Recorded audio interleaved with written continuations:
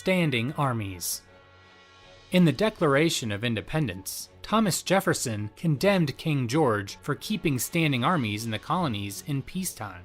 Writing during the Revolutionary War, Jefferson understood that militaries were sometimes necessary to defend against foreign invasions, but Britain's crime was in maintaining a standing army.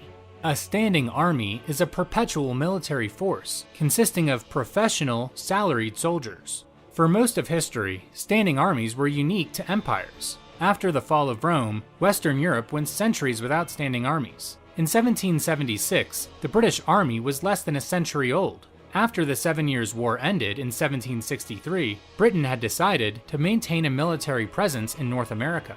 And since the army protected the colonists, Britain thought colonists should pay for it. To Americans, this was essentially a protection racket.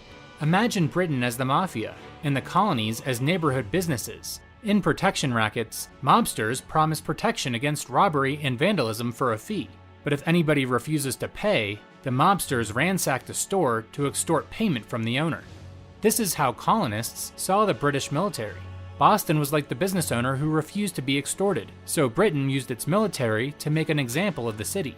Occupying soldiers killed civilians, forced their way into private homes, and blocked commerce. This is the context for James Madison's statement that the means of defense against foreign danger have been always the instruments of tyranny at home. Costa Ricans learned this lesson in the 20th century.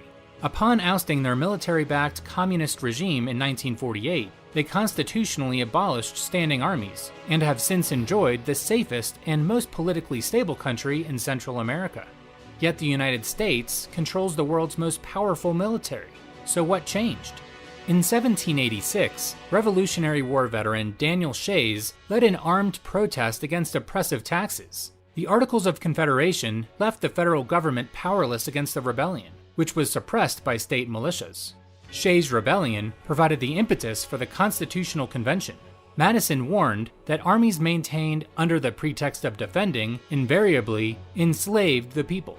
But Alexander Hamilton's Federalists were more afraid of insurrection. The new Constitution struck a compromise. Congress could raise and fund an army for 2 years. Hamilton defended the compromise by pointing to the West. He endorsed keeping a permanent corps in the pay of the government, garrisoned on the western frontier. A standing army was the tool that made imperialism possible, but it was in the West that the American Empire was born.